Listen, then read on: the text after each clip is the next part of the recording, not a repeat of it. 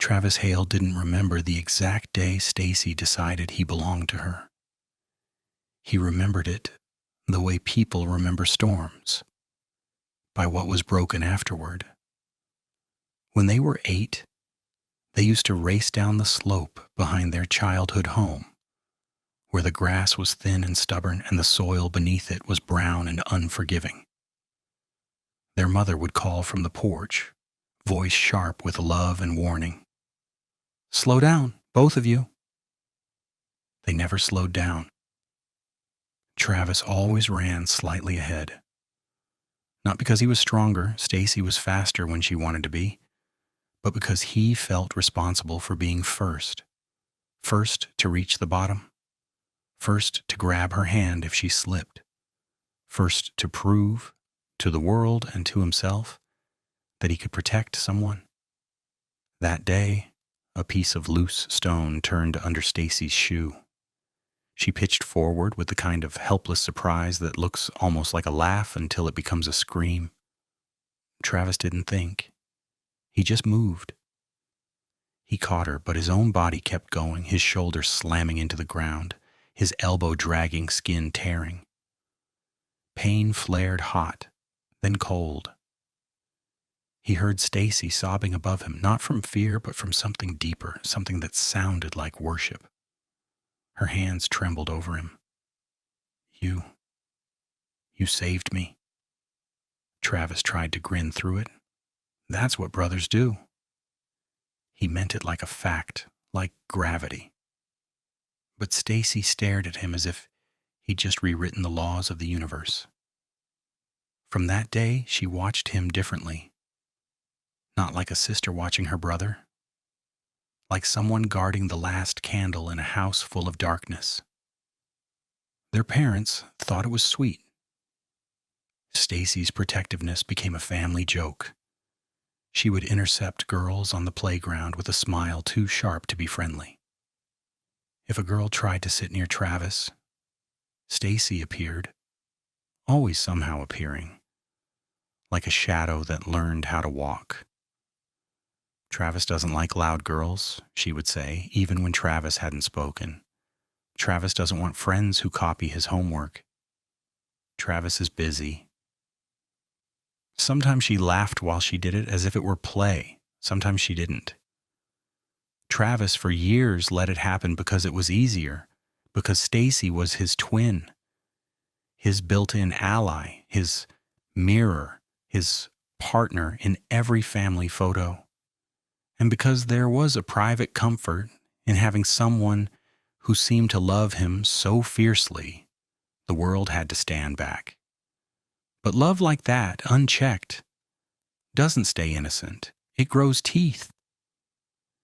And by the time they reached their 20s, Travis had already lost more relationships than he could count. He just didn't know who was holding the knife. At 25, Travis had the kind of life that looked stable from the outside. A decent job, a reliable car, a small apartment with clean counters and a quiet loneliness that settled into the furniture like dust. He was the kind of man co-workers trusted and strangers liked. He didn't argue much. He listened. He remembered birthdays. And yet every time a relationship began to feel real, every time a woman started leaving a toothbrush in his bathroom or laughing too freely in his kitchen, something would happen. A misunderstanding, a rumor, a sudden shift in mood.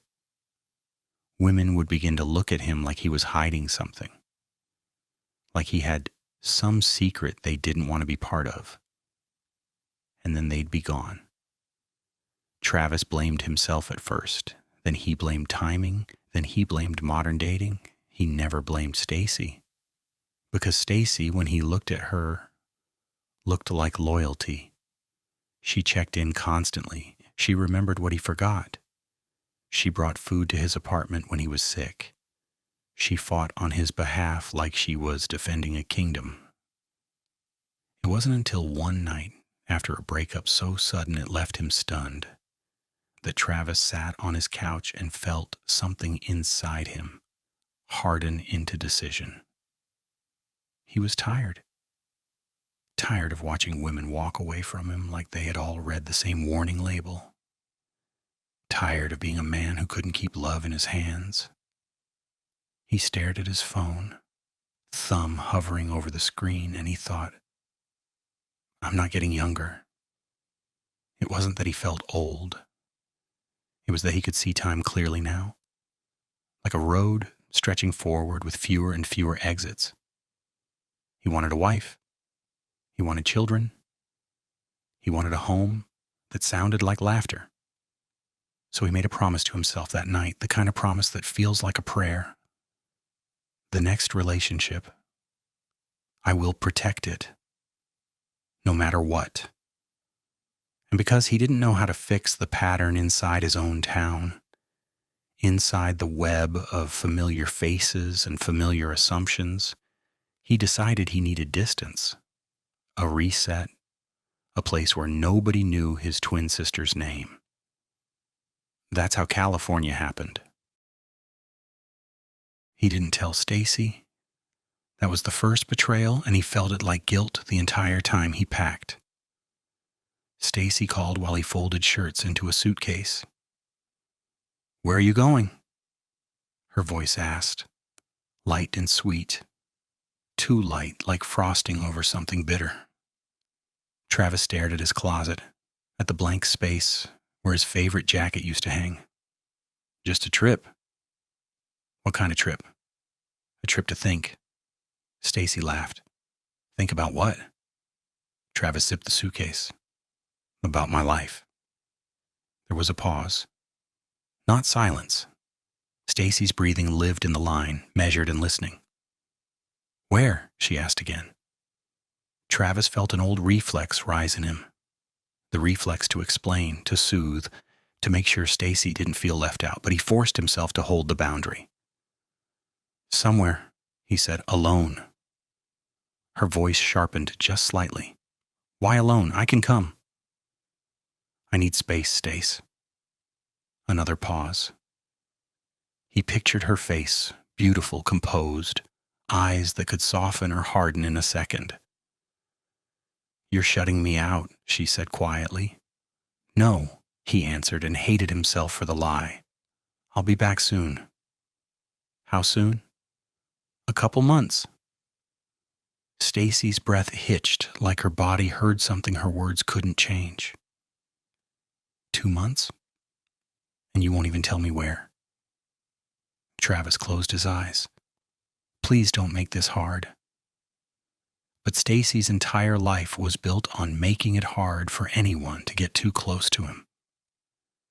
When he ended the call, his hands were shaking. California greeted him with sun and movement. Palm trees like green flames. Highways that roared with possibility. Strangers who smiled like they didn't have history with you. For the first time in a long time, Travis felt anonymous. Free. And in that freedom, he met Melody.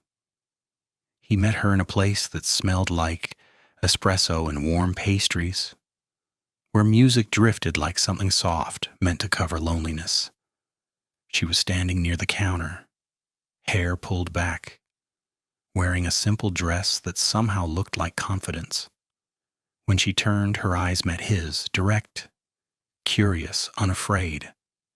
Is that seat taken? She asked, pointing to the chair across from him. Travis blinked. No. She sat like she belonged there. Melody Carter talked the way water moves, natural, smooth, impossible to stop once it found a path. She asked about him with the kind of attention most people only pretend to give. He told her the safe version. He was visiting, needed a break, wanted a new start. She nodded like she understood more than he said. Sometimes distance is the only way to hear your own thoughts. He smiled. Exactly. Over the next days, he found excuses to return to that cafe. He found excuses to see her. And with each laugh, each conversation, the tight knot of failure inside him loosened a little. Melody didn't treat him like a project. She treated him like a man. And for Travis, that felt like medicine. 2 months passed in a way that scared him, fast, bright, almost unreal. When it was time to go home, he asked Melody to come with him. She didn't hesitate long. She had her own reasons, her own restlessness. And perhaps she believed, like he did, that love deserved a real chance. So Travis returned home, carrying hope in his hands like something fragile, and walking straight into the storm named Stacy. Stacy was waiting when Travis pulled into the driveway, not sitting inside, not busy, waiting. That alone made his stomach tighten. She came down the steps like a queen descending a throne, dressed casually but with intention, face bright with a smile that looked practiced. "You're back," she sang. Travis stepped out, and for a moment it felt like the old times. Twins reunited, family rhythm restored. Then Melody opened the passenger door. She stepped out into the sunlight, and the world seemed to pause around her. Not because she was trying to be noticed, but because she carried herself like someone who didn't beg for approval. Travis saw Stacy's eyes flicker. Just once. A crack in the mask. Then the smile widened. "And who is this?" Stacy asked, voice syrup sweet. Travis turned toward Melody, pride stirring in him. "This is Melody, my girlfriend." He said it like a man claiming his future. Melody stepped forward, hand out. "Hi, I've heard so much about you." Stacy took her hand. Her grip was firm, too firm. "Oh?" Stacy said. "He talks about me a lot?" Melody's smile didn't move. "He loves his family. It's a good thing." Stacy held her gaze. "Yes," she said softly, "it is." Travis didn't notice the subtle tension, the invisible wires tightening in the air. He was too busy feeling relieved, too busy thinking. "This time I brought love home. This time it will work." Inside, their parents were thrilled. Mrs. Hale hugged Melody with the warmth of a woman who'd been waiting to see her son finally settle. Mr. Hale shook Travis's hand, like it meant, "I'm proud of you, son." Stacy played along perfectly. She laughed at the right moments. She offered to show Melody around town. She called her sweetheart, with a friendliness that made Travis relax. But at night, when Travis lay in bed, he saw Stacy's face in the doorway of his mind. Not angry, not sad, just watching. And somewhere deep inside him, a quiet dread began to wake up. At first, Melody tried to be generous. When Stacy wanted to join them for lunch, Melody smiled and said, "Sure." When Stacy insisted on driving them to a movie, so you don't have to worry about parking, Melody shrugged. When Stacy sat between them at a diner booth and kept touching Travis's arm while she spoke, Melody told herself, "They're twins.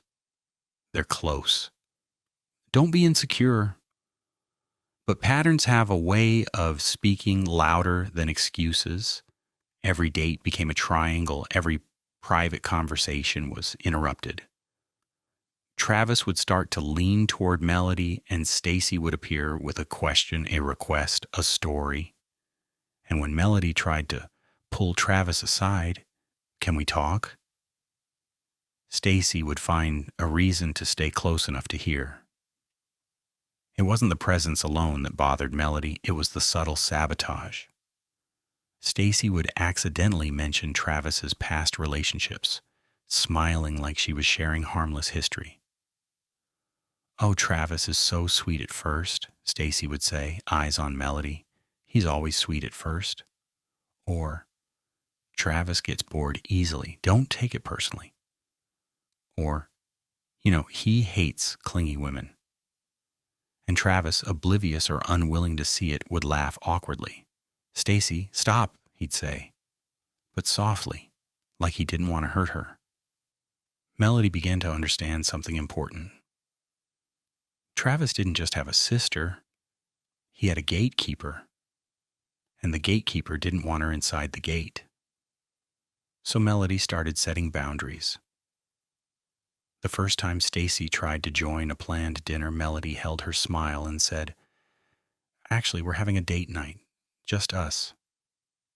Stacy blinked, offended flashing across her face before she could hide it. "Oh, okay." Travis looked uncomfortable. "We'll hang out tomorrow, Stace." Stacy's eyes went to him sharp. "Tomorrow," she repeated. The second time, Melody was firmer. The third time, Stacy didn't smile at all. That's when Stacy started to panic, because she could feel it. Travis slipping into a life that didn't include her as the center. And to Stacy, losing Travis didn't feel like losing a brother. It felt like dying. Stacy chose the day carefully. Travis and Melody had plans, real plans, the kind Stacy couldn't tolerate. A restaurant reservation, a small weekend event, something that would strengthen them. So Stacy arrived at Travis's place early, carrying excitement like a weapon. "I have an idea," she announced, bursting in with a bag already in her hand. Travis looked up from tying his shoes. "What's up?" Stacy beamed at Melody. "Girls' day, shopping. Just me and you." Melody's heart tightened. Travis smiled like a relieved child. "That's great. Bonding." Stacy clasped her hands together. "Exactly. We should get to know each other better." Melody studied Stacy's face. The smile was perfect. Too perfect. But refusing could look like hostility. Refusing could give Stacy the victim role. So Melody nodded. "Okay." They drove to a mall that smelled like perfume and polished floors. Stacy walked fast, purposeful, like she'd rehearsed every step. At first, she played the role well, complimenting dresses, laughing, pretending warmth. Then they stopped near a quiet corridor away from crowds, and Stacy's mask slid off like it was heavy.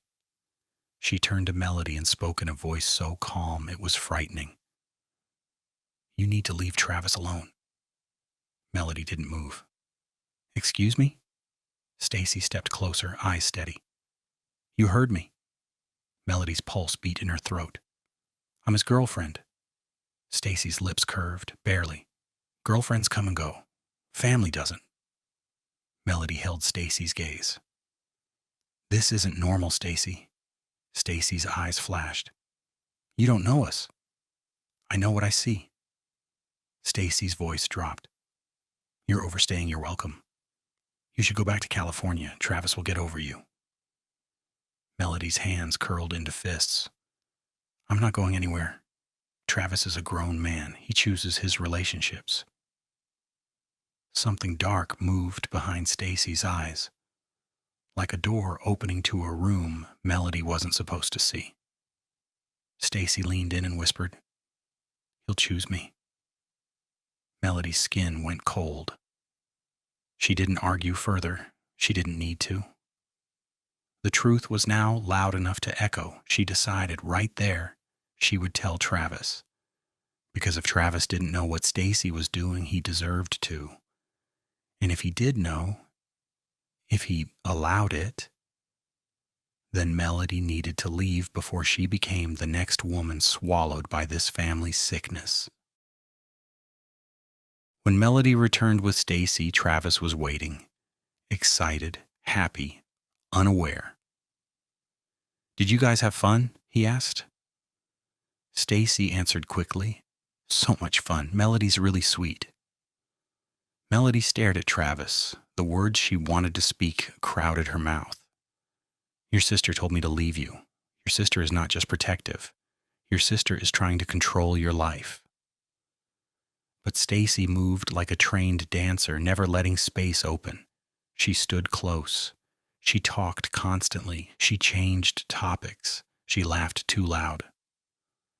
Melody tried to catch Travis's eye, tried to signal urgency. Travis didn't see it. Or maybe he didn't want to.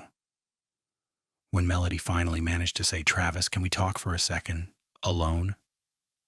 Stacy cut in, bright and fast. "Oh, we should all go to a party tonight." Travis blinked. "Party?" Stacy clapped. "Yes, I'll introduce Melody to everyone, our friends. People will love her." Travis smiled. "That could be fun."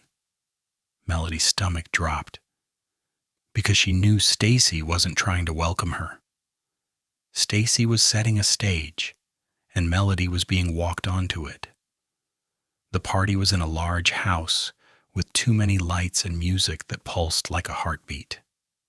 People packed the rooms, laughing, drinking, filming, everything like life only mattered if it could be posted. Stacy arrived dressed like she was going to be photographed.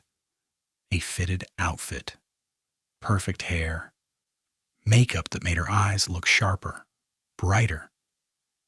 She moved through the crowd like she expected admiration and usually got it. Travis wore something simple.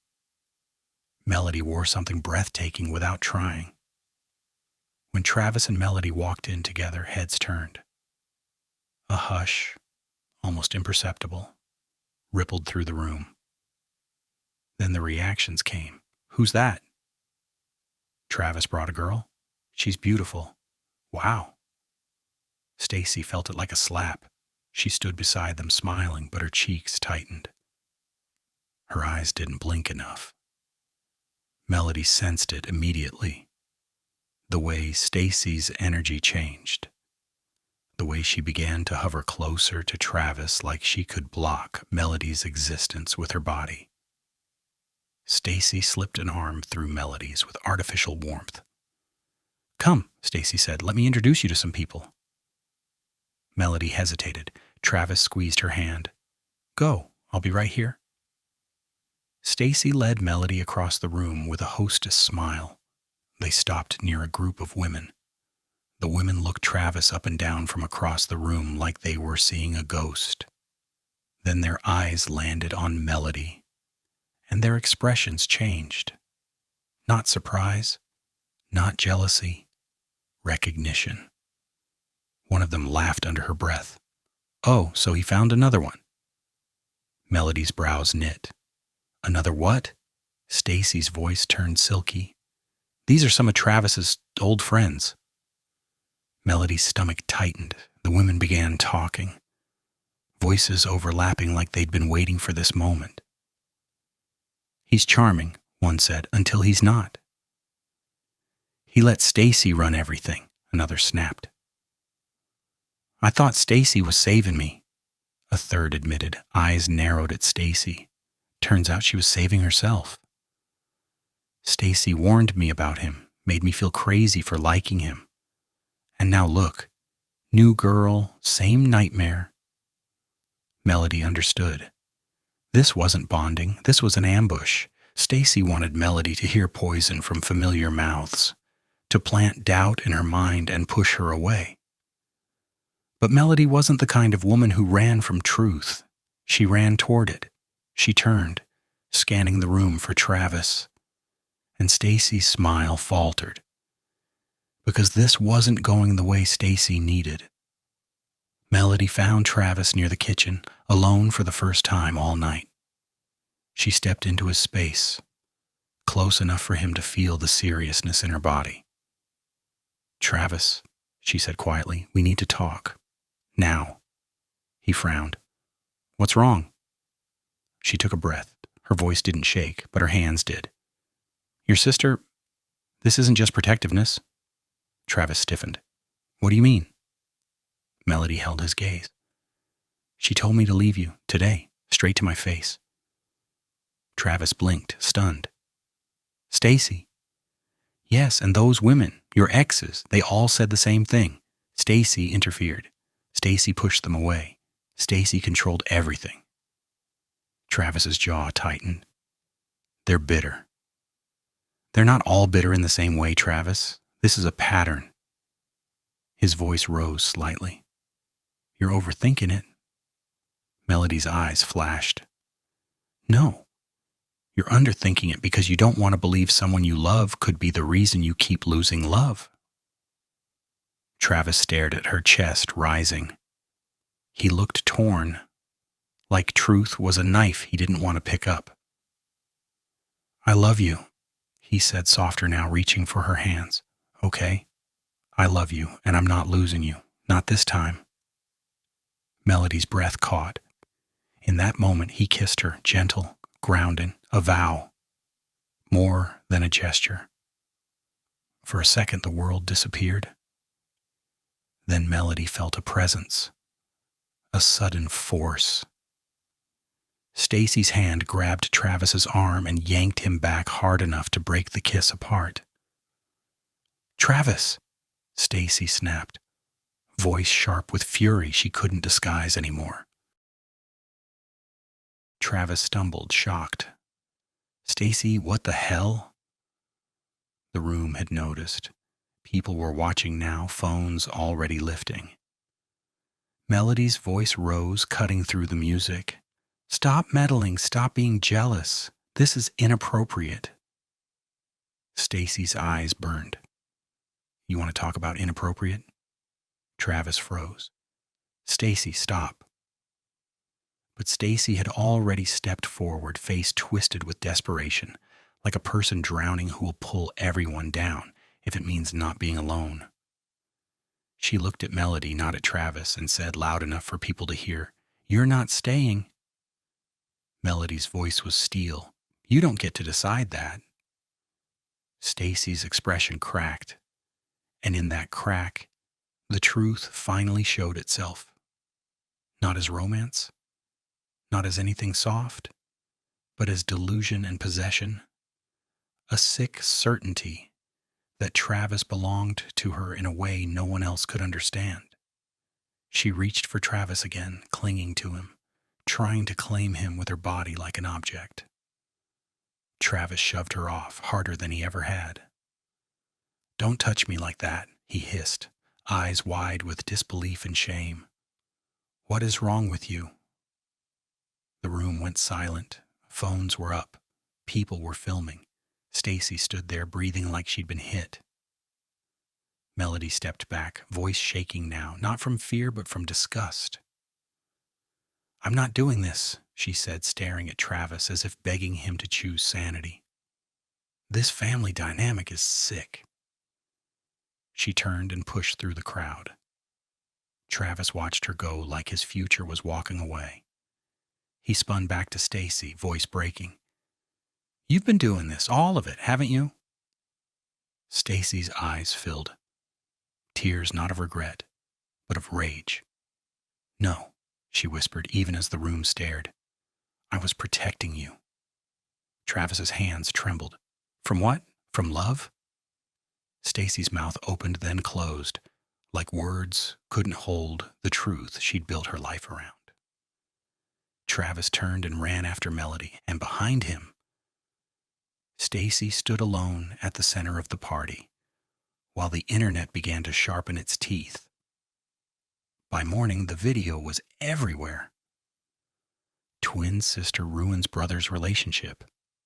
This is why he can't keep a girlfriend. Protective or obsessed. Family drama goes viral. People slowed it down frame by frame.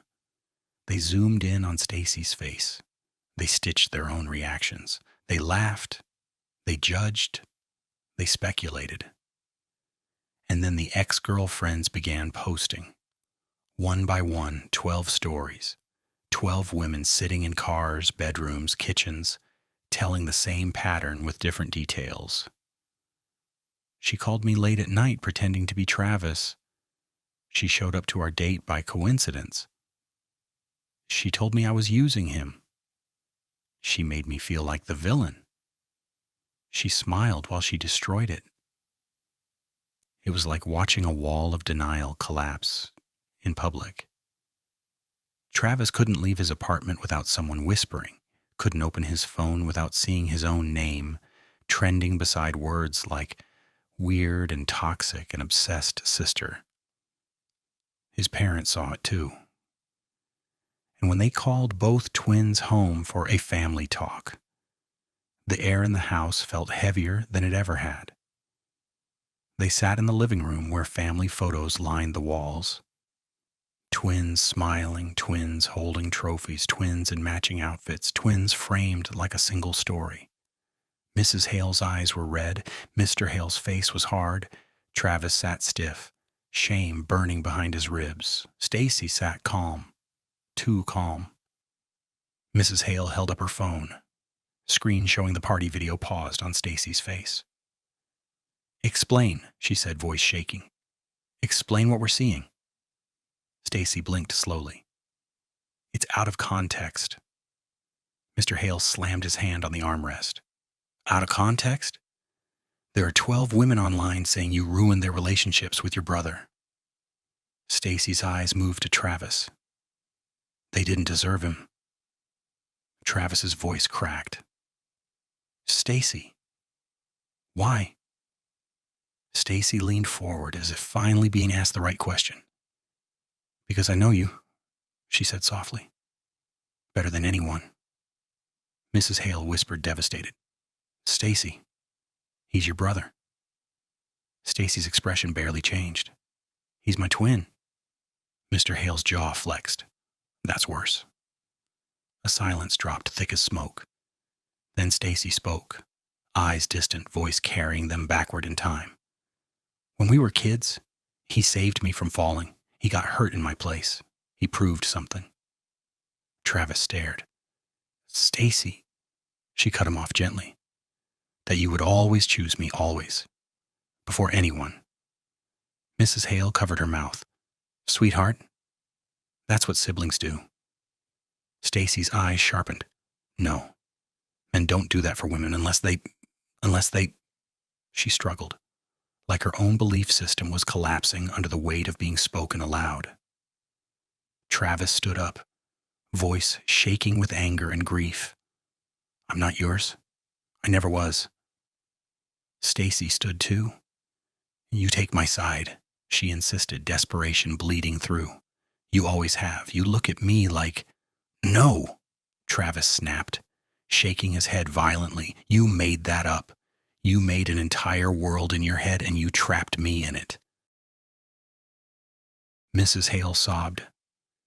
Mr. Hale's eyes filled with something like failure. "Where did we go wrong?" he whispered. And in that moment, the parents understood a terrifying truth. They hadn't watched protectiveness become sickness. They had called it love, until it became a cage. The decision came like a funeral. Not dramatic, not screaming. Just paperwork, trembling hands, and a family collapsing under reality. Mrs. Hale begged Stacy to get help. Stacy refused, calm again. "I'm fine. Melody is the problem." Mr. Hale spoke with a hardness that scared even Travis. "If you won't accept help, you will be admitted. Because this is not normal. This is not safe." Stacy's eyes widened. "You'd lock me up?" Travis's voice was quiet now, exhausted. "Stacy, you need help." She turned to him, eyes pleading. Tell them you know what we have." Travis flinched like her words burned him. "We have nothing, Stacy. We have a family, we have childhood, we have memories, but you're twisting them into something they're not." Stacy shook her head, whispering, "You're lying." Travis felt tears rise, hot, humiliating. "I'm not." 2 days later, Stacy was admitted for psychiatric evaluation and treatment. She walked into the facility wearing a hoodie and a confident expression, as if this was just another place she could control.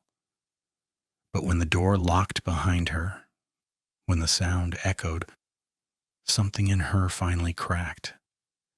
Because for the first time in her life, she couldn't reach Travis, and in Stacy's mind, not reaching Travis felt like suffocating. Weeks passed. Travis found Melody again. Not easily, not quickly.